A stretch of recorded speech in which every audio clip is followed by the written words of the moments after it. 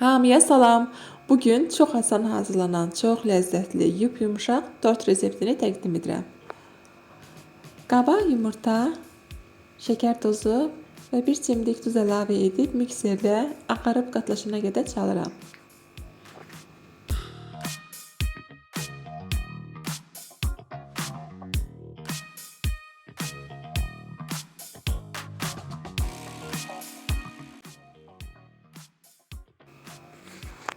Üzərinə duru yağ əlavə edirəm. Hələlik bir kənara qoyuram. Başqa bir qabda 1 stəkan qatığın üzərinə 1 çay qaşığı soda əlavə edib qarışdırıram. Gördüyünüz kimi qatıq qabarır bu formada və həll olmuş qatığı hazırladığımız kütlənin üzərinə əlavə edirəm.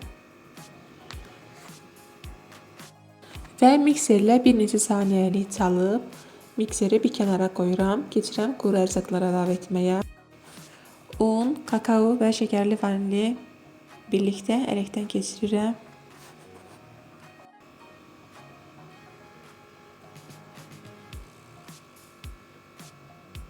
Və çırpma teli ilə biraz qarışdırıram. Qarışdırarkən unun miqdarının az olduğunu düşündüm və yarım stəkan daha un əlavə etdim. Ümumilikdə 1 stəkan yarım un istifadə etdim. Və hazır olan kütləni yağlanmış soba distinə boşaldıram. 180 dərəcədə əvvəlcədən isinmiş sobada bişməyə qoyuram. Kremi hazırlayıram. Krem üçün 25-30% yağlılıq olan xamanı qaba əlavə edirəm. Üzərinə bişmiş qatlaşdırılmış süd əlavə edirəm. Və qaşıqla biraz qarışdırıram.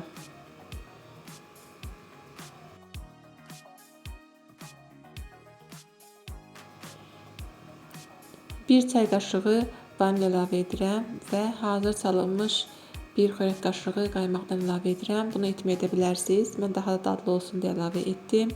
Və yaxud da kremi yağlı kremlə və ya qaymaqlı kremlə əvəz edə bilərsiniz. Mən bu dəfə xamalı krem hazırladım.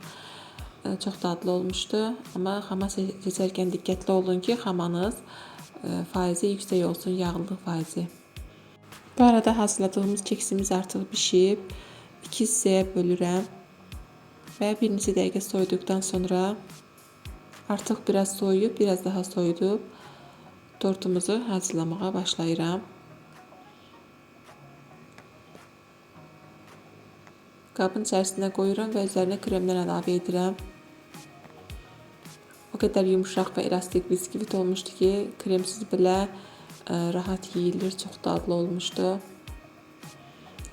Kremlə bərabər şəkildə hər tərəfinə çəkirik. Və üzərinə zövqə görə damla şokolad səpirəm. İstəsəniz qoz və yaxud da başqa bir meyvələrdən istifadə edə bilərsiniz. Növbəti digər korju da üzərinə qoyuram. Qalan kremi də üzərinə və kənarlarına çəkirəm.